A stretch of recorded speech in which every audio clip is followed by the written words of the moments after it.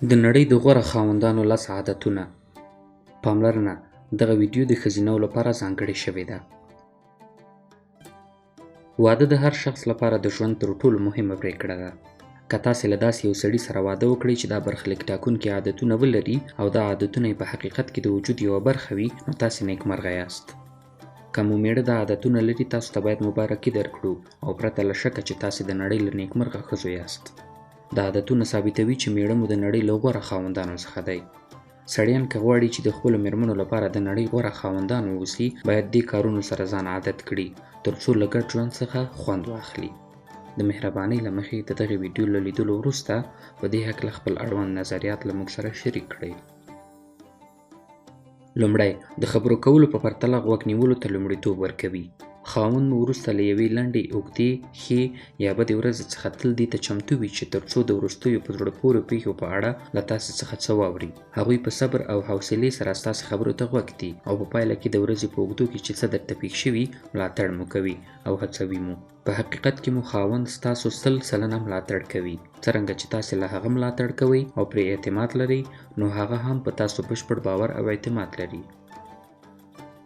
دویم، د کور او د پخلي په چارو کې در سره مرسته کوي. پوهیږو دا به ډیره اسانه وي چې د ډوډۍ لپاره بهر لاړ شئ او یا هم له رستورانټونو تیاره ډوډۍ راوغواړئ او هیڅ پخلی ونه کړئ. خو خلاق او نوښت لرونکی شخص مینه لري چې پخلی په کور کې وشي او خپلو بوختیاوو ته په کتو کله ناکله له مېرمنې سره یو ځای د پخلنځي په لور لاړ شي او ډوډۍ تیاره کړي، او یا هم ځینې وختونه په داوطلبۍ سره یوازې خپله ډوډۍ تیاره کړي.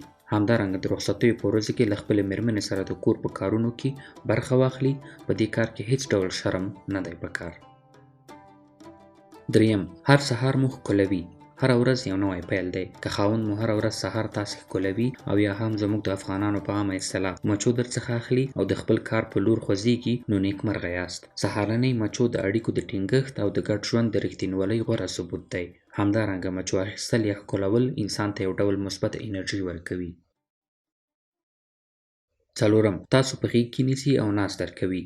کله چې ورځ پای ته رسیږي او تاسو د مطالعې او یا هم د تلویزیون په کتلو بوختېږئ، خاوند مو څنګ ته کښېني، د مینې اظهار درته کوي او ناز درکوي، پرته له شکه چې دا د غوره خاوندانو له ځانګړنو څخه شمیرل کیږي. پنځم، تل صمیمي وي. د ګډ ژوند د ښکلا او په زړه پورېتوب لپاره تل هڅه کوي. رومانټیکه فضا یې خوښیږي. تل تاسې ته مینه ییزې خبرې کوي. د خوښۍ لپاره یو چانس هم له لاسه نه ورکوي. دا ټول د غوره خاوندانو له ځانګړنو څخه دي.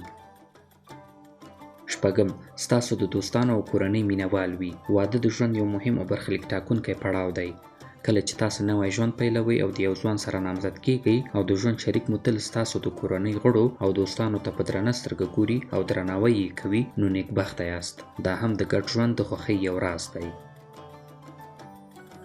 اووم، له اولادونو سره مو مینه لري.